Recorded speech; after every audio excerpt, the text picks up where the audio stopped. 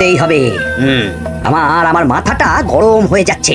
গোপালের মতন রাজসভার ময়লাকে যতক্ষণ না ফেলা যাচ্ছে ততক্ষণ আমার মাথা জ্বলন্ত কয়লা হয়েই জ্বলবে। পণ্ডিত মশাইয়ের মাথায় একটা বুদ্ধি আছে মন্ত্রী মশাই। আপনি যদি সেই অনুযায়ী উঁচির কাজ করেন তাহলে বেটা গোপালের কপালে দুর্গতির সীমা থাকবে না। এই কি বুদ্ধি, কি বুদ্ধি?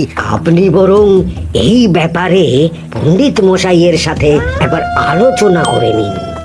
আমি চলি, কেমন? আমি চলি। হ্যাঁ হ্যাঁ, এসো এসো এসো এসো।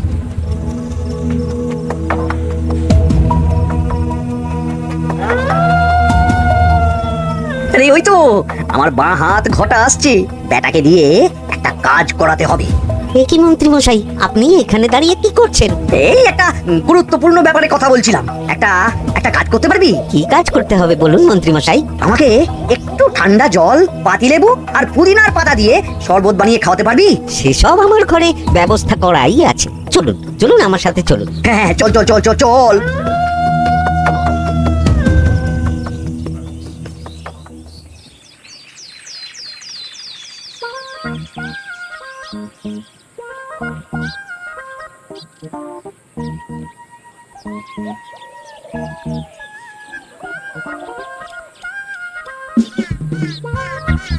কি ব্যাপার পণ্ডিত, এত গুম মেরে আছো কেন? সকাল সকাল গিন্নি খুব বকেছেন মনে হচ্ছে।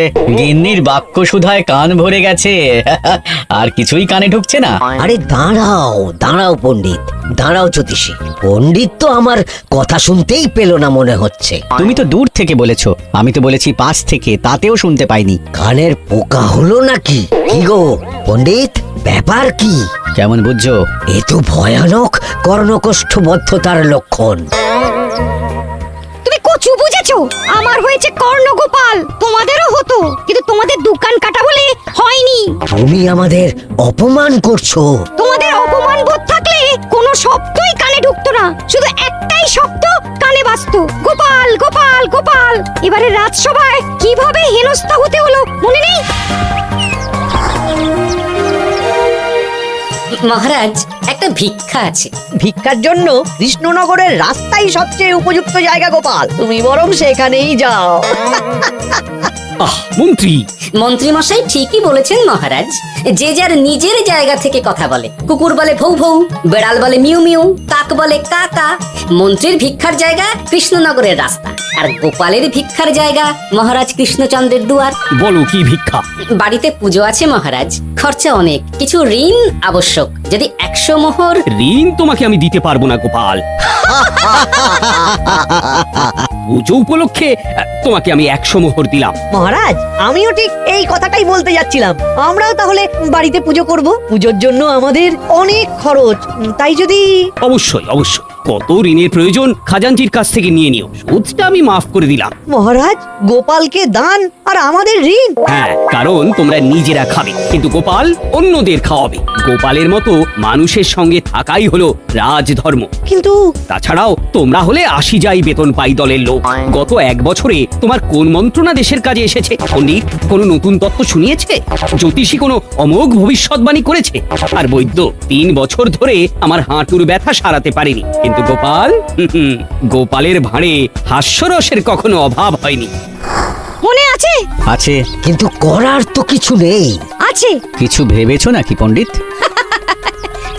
তোমাদের মনে আছে? মহারাজ মোহর দেওয়ার পর গোপাল সেদিন বলেছিল। কি গোপাল, খুশি তো? মহারাজ, আপনি আমাকে 1 মুঠো ধুলো দিলেও আমি খুশি। সেই ধুলো মুঠোই আমি সোনা মুঠো করে ফেলবো।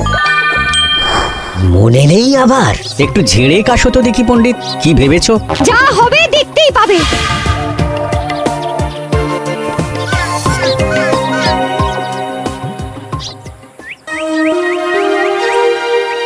মহারাজের জয় হোক, মহারাজের জয় হোক। ওরে বাবা, এই যে সকাল সকাল চান করে ঠান্ডা লেগে গেল মনে হচ্ছে। মহারাজ, ওই কবি গান উপলক্ষে গত মাসটা আমি কৃষ্ণনগরের কোণে কোণে ঘুরে বেরিয়েছি। হয়েছে। প্রজাদের মধ্যে একটা অসন্তোষ আমি লক্ষ্য করেছি মহারাজ। অসন্তোষ? আমি তো জানতাম আমার শাসনে প্রজারা সুখে আছে। সুখে তারা ভাসছে মহারাজ, কিন্তু একটাই অসুখ, তারা মহারাজের দর্শন পায় না। তারা মহারাজের পদধূলির জন্য আকুল হয়ে আছে, মহারাজের দর্শন পাওয়ার জন্য চাতকের মতো অপেক্ষা করছে। চিত্রকরকে দিয়ে চিত্র অঙ্কন করিয়ে বিলি করে দিলেই হলো।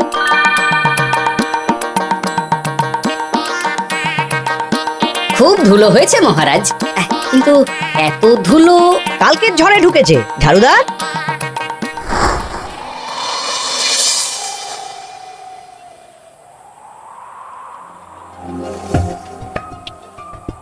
এই সুযোগ, রাজসভা ফাঁকা, এমন ঝড় যে পেয়াদারাও বাইরে নেই। কাজটা সেরে ফেল, বুঝলি? কিরে, কাজটা কর।